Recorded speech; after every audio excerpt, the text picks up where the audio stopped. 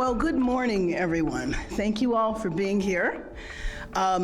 Just last month, I stood in this room and said that the budget that was being presented was a reflection of our values and invest in the most critical needs of our city. I also said that I was confident that the relationship that we had built with the council, that we would have a collaborative process, and we would have today, where we come together united to sign the budget, and that we understand that building the city all Angelenos deserve needs to be built with urgency.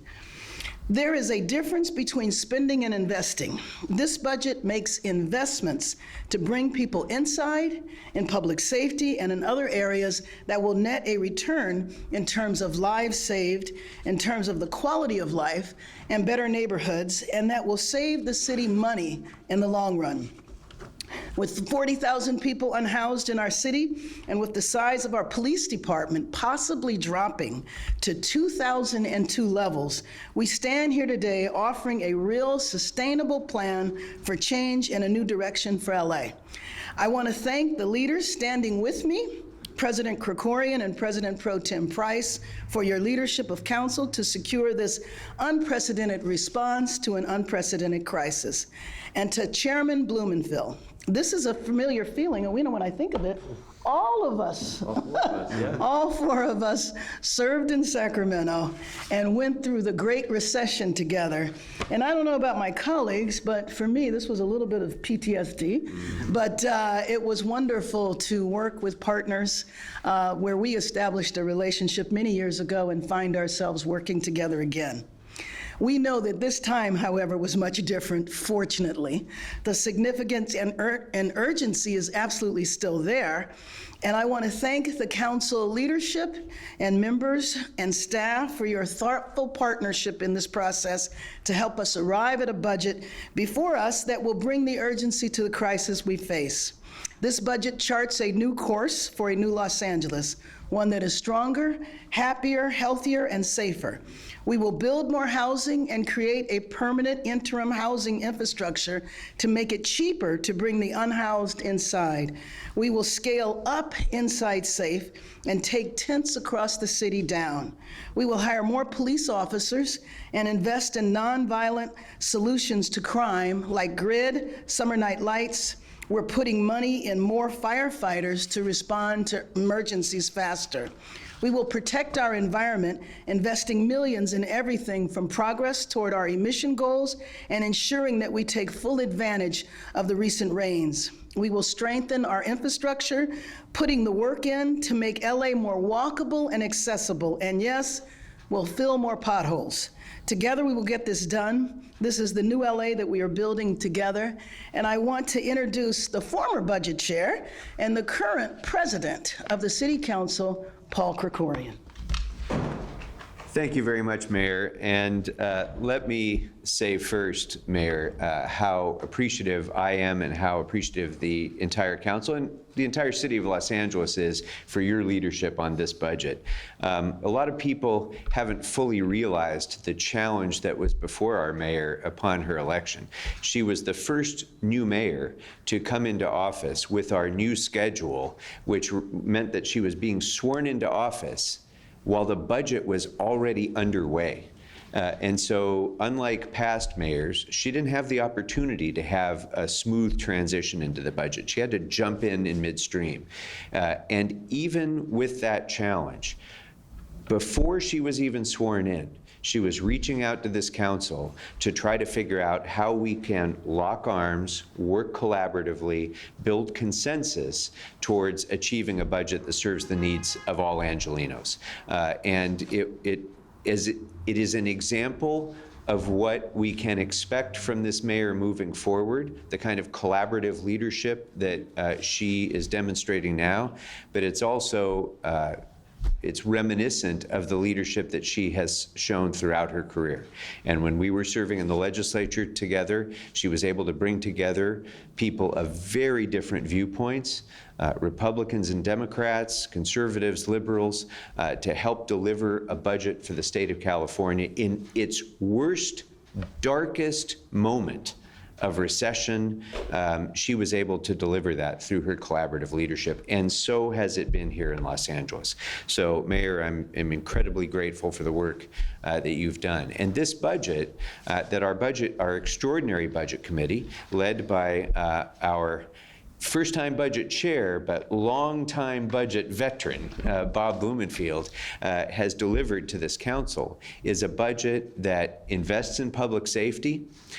It funds the extraordinary urgency of response to homelessness and affordable housing crisis that this city has faced. The mayor has emphasized so much urgency about.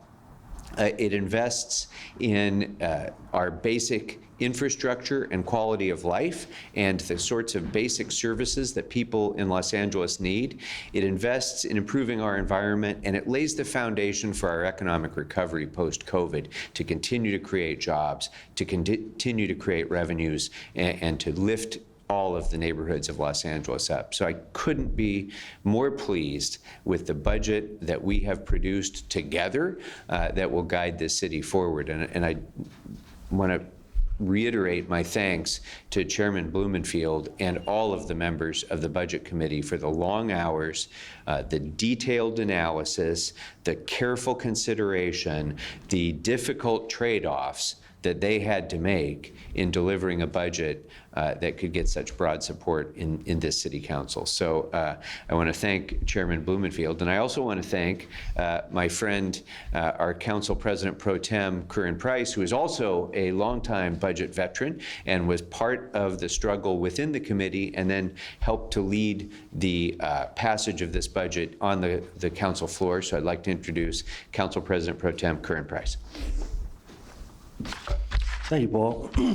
First of all, let me start by thanking Mayor Bass for her leadership on this budget, and Council President Krekorian and Budget Chair Blumenfield for their facilitating a thoughtful and thorough review of this budget that was approved by the council. But I'm pleased to join my colleagues and Mayor Bass as she signs her first budget, a budget that really delivers for Angelenos in lots of ways. The budget provides historic investment in resources to bring our unhoused in, of course, with the mayor's Inside Safe program. But beyond that, we're working together to create a clear path for how we can improve the conditions of our citizens. This budget increases resources for public safety, including unarmed alternative crisis response programs, investments in pedestrian and traffic safety. We combat crime, combat climate change, and increase opportunities for growth and reducing poverty, all within this budget. We've met this moment with great urgency and determination. And the budget certainly is a fiscally sound one that provides significant revenues for the reserve fund, as we're required to do. So again, the budget represents, I think, our shared values, our shared commitment, and a shared determination to get the job done and to meet the needs of our constituents. And again, building towards a more fair and equitable Los Angeles. Mayor Bass, we thank you. Thank you, Council President. And without further ado, my pleasure and honor to present the budget chair of our council, a man who's no stranger to the difficulties of reaching compromise and meeting the needs, but he's chaired this committee with great skill, grace, and strength. Bob Blumenfield. And before the councilman speaks, I might mention that when the four of us were in Sacramento, Assemblymember Blumenfield was the budget chair. Through those difficult times. Yes, well, thank you. Although there was a big difference 14 years ago when we were dealing with a very difficult budget and we were in the legislative branch, we had an executive who had very different values in many ways. One of the unique things about this budget and this budget process is we have an executive who shares our values. And all of us, I mean, that's one of the things, yeah, there were a lot of, difficulties and complications we had to work through. But at the end of the day, all of us, and the mayor leading the charge, were leaning in on our shared values. We were leaning in on how to really fund and address homelessness with just a record amount of focus and money, $1.3 billion going to homelessness. And we were leaning in on public safety. The mayor set the bar and said, we are going to hire this many officers, even if it seems ambitious. And we leaned in and said, yes, we are going to fully fund that effort. We are going to fully fund our police department. And we all also leaned in saying, well, public safety is policing. We want to fully fund that, but we also want to work on this alternative interventions. And so we leaned in, adding another $14 million to alternative interventions to really take the efforts that this city has already started and move them forward in a very positive way. So I'm very proud of what this budget represents. We also leaned in on, I talk about the issue of the day is homelessness, and the issue of our time is climate change. And we leaned in on that as well, adding over $25 million to decarbonization of our buildings and electrifying our fleets. So this is I think it's a very good budget. And we were lucky as a budget committee that we were given a document by the mayor that was pretty much there. It was 99% of the way there. We needed to go through and go through it with a fine-tooth comb, but at the end of the day, the priorities are all 100% intact.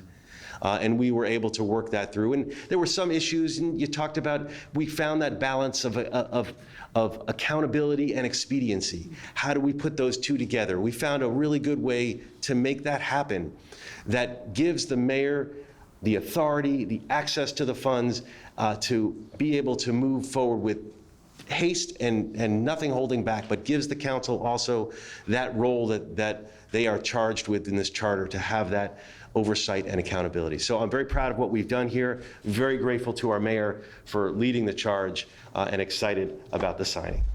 It is wonderful to work together again. It really is.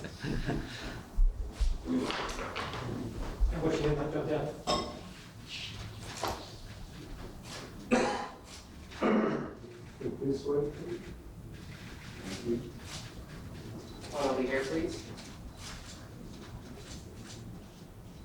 Thank you.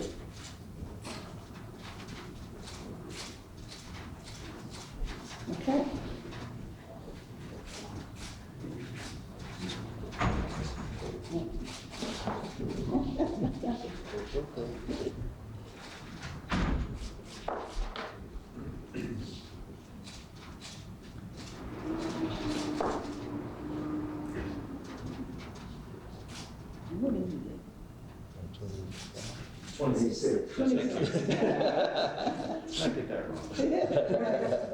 All right.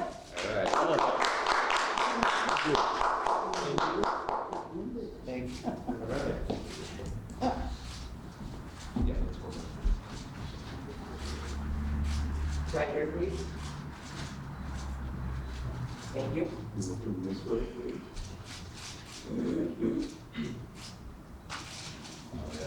All right.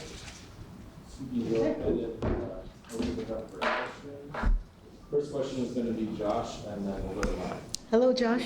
Hey, Mayor Bass, is there anything in the budget specifically that you hope and you believe will help address the problems that we're seeing with Metro safety? And as we are set to open the Metro Regional Connector on June 16th, it seems like that won't be as successful as it could be if we continue to have all of these issues.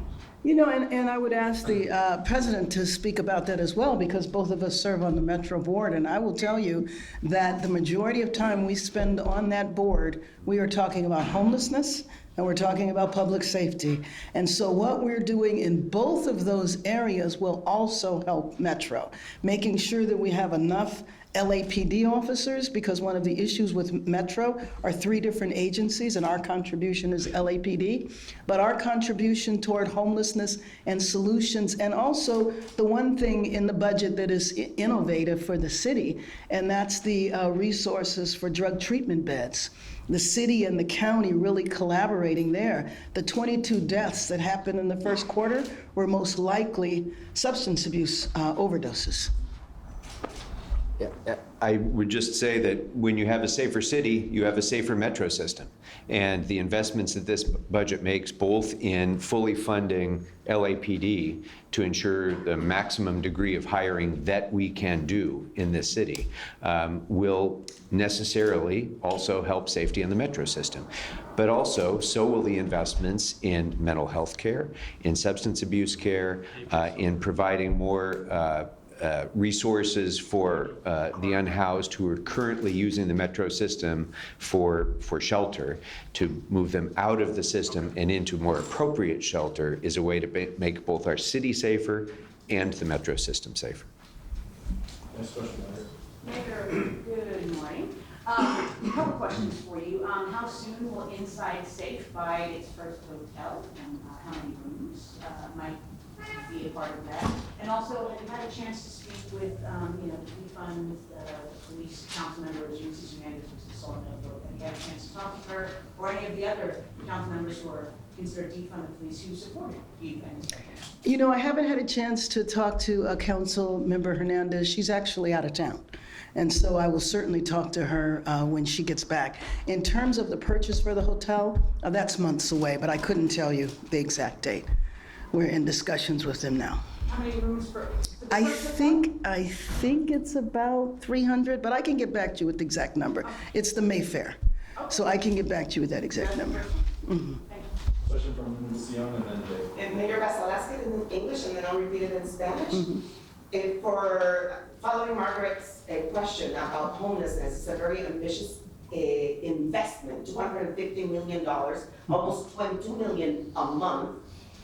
Where is the housing going to be? Where is the interim housing going to be? Do we know where?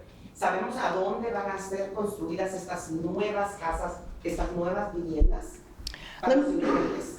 Let me just say on the permanent side, the permanent housing, I'm fortunate to have the privilege to do the ribbon cuttings for the housing that the members of council have been working on for a number of years. So that will be permanent housing that people will be able to go to from the motels. So the idea of what we want to do with Inside Safe, we've learned a lot over these few months. We're in the process of evaluating everything now to figure out how we move forward in a better way. But a lot of the money will go toward motel master leasing and renting and addressing specific encampments in the different council districts. So temporary. Yes, yes, yes. Dave and then Phil. With the 1.3 billion for homelessness, and I know about a third is Inside Safe, how many people over the course of this fiscal year do you see your various initiatives bringing indoors? You know, I'll be able to answer you more specifically in about a week or two because we're doing all the numbers. But you know, my original pledge was for 17,000 people to be off the streets. That's not just with Inside Safe. We had a whole plan that goes through a variety of different ways. One of the ways, for example, is the executive directive that expedited building. We're getting a lot of anecdotal reports from developers who tell us that their projects are moving much faster. And so moving projects to be built faster is one of our ways. But in the same way that I did the 100-day report, where we went through in about 90 minutes with media asking whatever they wanted to ask, we're in the process of preparing that now. Phil and then Alexander. Hi, Mayor, I'm over here. Given these huge numbers, what's frustrating for people is if you go to, say, for example, Hollywood, where we were yesterday, there's still massive encampments. So where is the sense of urgency? Oh, I think the sense of urgency is with all of us, and I can't thank my colleagues enough. There's no way that they would have approved $250 million for Inside Safe. And as each one of them told me, that's an unprecedented collaboration with the mayor's office. And so I think that in and of itself is a demonstration of the urgency. And what the hope is that with those resources, we'll be able to scale up Inside Safe, but we are out there on the streets addressing encampments just about every day. Yesterday, as a matter of fact, I was visiting motels because we don't just end it at the tents, moving people out of the tents, but we're also following up to the motels to make sure that people are getting the services that they need, that they have appointments for jobs and for housing, and to move them out of those motels into permanent housing. So I have seen the Hollywood encampment, and you know there was a lot of press attention to the San Vicente encampment. And what we don't want to do, though, is rush around the city every time there's a press story, because frankly, you could do that all day long. But we do want to strategically address the encampments that are there. Would you, if anybody else wants to respond, please feel free. Okay. Alexander? Mayor Bass, good morning. Quick question while we have you here about reparations. Do you support $1.2 million per person, and would you yourself take it if eligible? You're going to give me $1.2 million? You know what, I have not looked at the state report. I know that's coming out of there. And so I can't, I don't know. But I'll tell you one thing, whether I support it or not, where those resources are going to come from is a big issue, considering there's a $31 billion deficit now. And when they did the May revise, which is supposed to be based on revenues coming in a way it was a May guess, because we won't actually know what the state revenues are until October. Last question to MEC, right? Mayor, good morning. Any consideration of getting involved in the writers' strike? Well, involved in the sense that Negotiations. of talking to both sides, I have been doing that. I've met with the WGA, I've met with SAG-AFTRA, I have spoken to, I believe, all of the studio heads. And, you know, it's very important to be involved and accessible, but when the sides are ready for me to enter, I will be there. Just like I was with SEIU, just like I was with UTLA, and then of course what's going on right now at the port, which fingers crossed will be resolved soon. Thank you so much, everybody. Thanks. Thank you. Thank Have a you. good day.